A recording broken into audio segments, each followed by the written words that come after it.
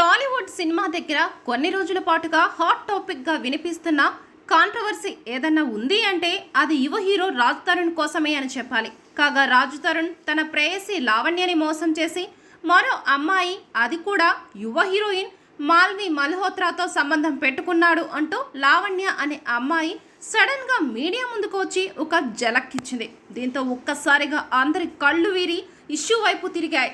కాగా ఇక్కడ నుంచి వీరిద్దరి వ్యవహారం రోజుకో కొత్త ట్విస్ట్, కొత్త మలుపు తిరుగుతూ ఒక థ్రిల్లర్ సినిమా మాదిరిగా మారింది.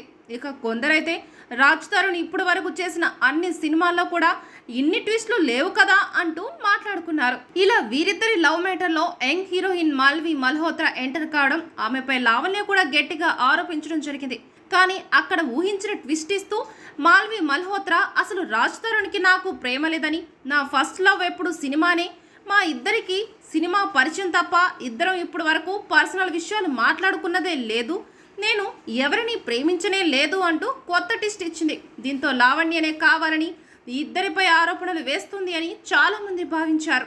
కానీ ఇప్పుడు ఈ మేటర్లో ఊహించని కొత్త మలుపు ఏంటి అంటే లావణ్య చేసిన ఆరోపణలు అన్నీ నిజమే అట.